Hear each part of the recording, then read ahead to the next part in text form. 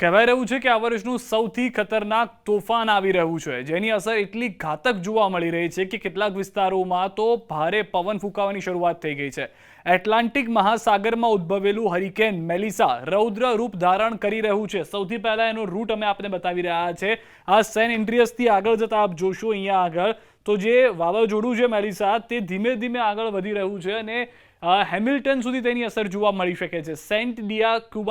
Saint ડિયાગોના D કુબાથી તેઓ આગળ જશે, પરંતુ અહીંયા આગળ મહત્વની વાત એ છે કે કેટલાક એવા વિસ્તારો છે કે જ્યાં આગળ ભારે પવન ફૂંકાવાની શરૂઆત થઈ ગઈ છે. એજન્સીઓ આને 5 નંબરનું ઘાતક કેટેગરી 5 નંબરનું ઘાતક વાવાઝોડું જાહેર કરી ચૂક્યા છે.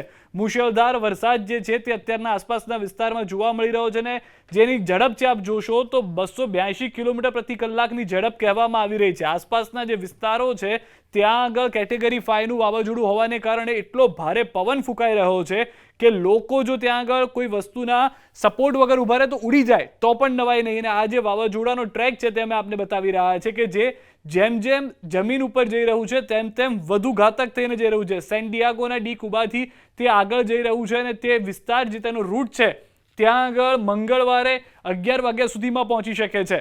આમાં એક વાત એ પણ છે કે આ જે વાવાઝોડું છે તે ધીમે ધીમે આગળ વધી રહ્યું છે, જેના કારણે શું થઈ રહ્યું છે કે જેટલા વિસ્તારમાં તે વાવાઝોડું રોકાય છે, ઝડપ ઓછી હોવાને કારણે નુકસાન વધુ થાય છે. પવનની ગતિ ભલે વધારે હોય પરંતુ વાવાઝોડાની આગળ જવાની ઝડપ છે ઓછી છે, જેના કારણે એ થઈ રહ્યું છે કે ભારે નુકસાનીનો સામનો જે છે તે તમામ વિસ્તારોમાં જોવા મળી રહ્યો છે. અને વાવાઝોડું જે છે તે લાંબો રસ્તો કાપી અને ત્યારબાદ જે આસપાસના વિસ્તારો છે તેને અસર કરતું જોવા મળી રહ્યું છે. અહીંયા મુશળધાર વરસાદને કારણે ભારે પવનને કારણે જમૈકાના જેટલા પણ કાંઠા વિસ્તારો છે ત્યાં તબાહી જોવા મળી રહી છે. ઠેર ઠેર વૃક્ષો ધરાશાયી થઈ ગયા છે, દરિયામાં ઊંચા ઊંચા મોજા ઉછળી રહ્યા છે અને આ તમામ વિસ્તારની અંદર આ જે 30 થી 31 તારીખનો દ્રશ્ય આપ જોશો તારીખ તો તે પ્રમાણે જમૈકાની આસપાસના જેટલા પણ વિસ્તારો તમામ વિસ્તારોમાં તે પ્રમાણેની પરિસ્થિતિ છે.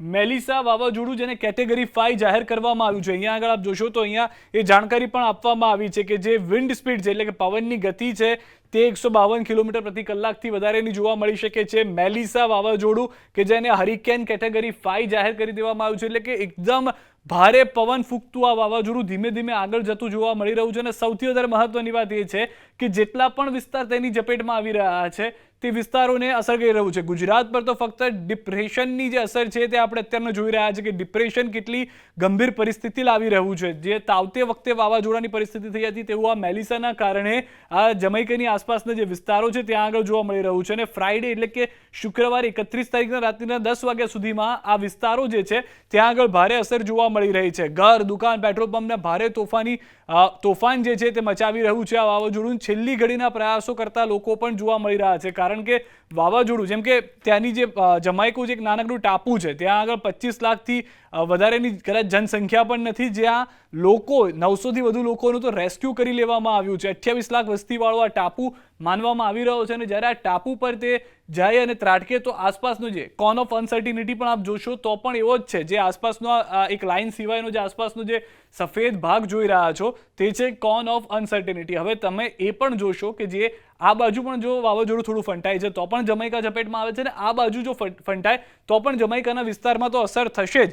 તો હાલમાં જે પરિસ્થિતિ એ છે કે આ એક 5 નંબરનું કેટેગરીવાળું વાવાઝોડું કે જે સૌથી વધુ નુકસાન જે છે તે કરી શકે છે. નિષ્ણાંતોનું માનવું છે કે તોફાનના કેન્દ્રની મૂવિંગ સ્પીડ જેટલી ઓછી છે તેના કારણે તે ઘાતક અસર કરતું પણ જોવા મળી શકે છે. અમેરિકી વાયુસેના પણ રિઝર્વ હરિકેન હન્ટર્સ તરીકે ઓળખાતી એક ટીમ દ્વારા વિડીયો બનાવી રહ્યું છે, ત્યાં આગળ નજર રાખી રહ્યું છે અને એ જે જાણકારી છે તે પણ અમે આપ સુધી પહોંચાડતા રહીશું.